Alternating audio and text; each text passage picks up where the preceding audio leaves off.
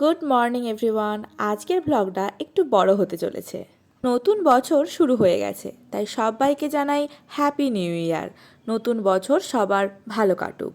বছরের শুরুতেই আমরা সবাই মিলে এই শীতের ভোরে গাড়ি করে বেরিয়ে পড়েছিলাম একটা জায়গায় যাওয়ার উদ্দেশ্যে। কোথায় সেটা বলি, আমরা আবারও যাচ্ছি ক্ষীরচোরা গোপীনাথের মন্দির।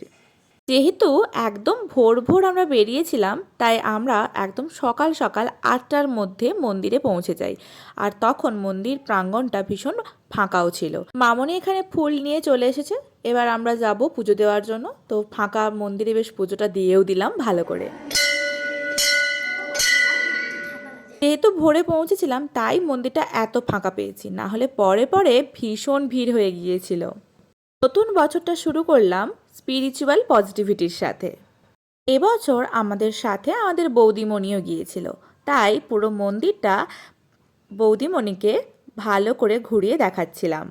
এবছর গিয়ে দেখলাম এখানে একটা প্রসাদ সেবা ভবনও হয়েছে, যেটা আগের বছর তখন কমপ্লিট হয়নি। পুরো মন্দিরটা বৌদিমণিকে ভালো করে দেখিয়ে দেওয়ার পর এত ঠান্ডায় বাইরে বেরিয়ে একটু গরম গরম চা খেয়ে নিলাম। চা খাওয়া হয়ে যেতে তারপর আমরা সবাই মিলে এই মন্দিরের একটা সাইড সিন পাশেই রয়েছে ইমামি জগন্নাথ টেম্পল। তো ওটা কোনো বছরই যাওয়া হয়ে ওঠেনি, তাই এবছর প্রথম থেকেই ঠিক করে গিয়েছিলাম যাব। এখানে জগন্নাথ পুরীর মতো পা ধোয়ার মতো এরকম একটা জায়গাও ছিল। ভীষণই সুন্দর একটা পরিবেশের মধ্যে অবস্থিত এই জগন্নাথ টেম্পলটি। মন্দির প্রাঙ্গণে প্রবেশ করেই আমরা প্রথমেই দর্শন করে নিলাম জগন্নাথ বলরাম সুভদ্রা মাইয়াকে। লাইন দিয়ে দর্শন করার জন্য আমরা মন্দিরের ভেতরে প্রবেশ করি, এবং ওই দিন আমরা যেদিন প্রবেশ করি ওই দিন জগন্নাথ বলরাম এবং সুভদ্রা মাইয়াকে হলুদ রঙের একটা সুন্দর ড্রেস পরানো ছিল। কি অপূর্বই না সুন্দর লাগছিল দেখতে। দর্শন করে একটু বাইরেটা ঘুরে দেখছিলাম, ভীষণই সুন্দর কারুকার্য করা, এবং যেহেতু শীতকালে আমরা গিয়েছিলাম তাই ভীষণ সুন্দর সুন্দর ফুল দেখতে পেয়েছি রং বেরঙের, আর প্রচুর গোলাপ গাছ রয়েছিল।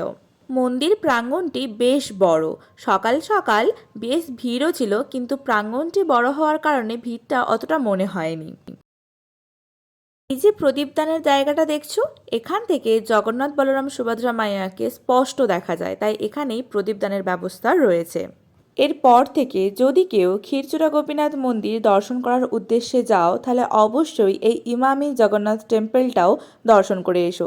আশা করি তোমাদের ভীষণ ভীষণ ভালো লাগবে। যেহেতু ক্ষীরচোরা গোপীনাথের মন্দিরে আমরা প্রসাদ পাবো আগে থেকেই ডিসিশন করে এসেছিলাম, তাই এই মন্দির দর্শন করেই আমরা চলে গিয়েছিলাম আবার ক্ষীরচোরা গোপীনাথে প্রসাদ পাওয়ার উদ্দেশ্যে। প্রসাদ পাওয়ার পর আমরা সবাই মিলে একটু সামনেটা ঘোরাঘুরি করছিলাম, আর তারপর উঠে পড়লাম গাড়িতে, কারণ ফিরে যেতে হবে বাড়ি। সব মিলিয়ে দিনটা বেশ ভালোই কাটলো।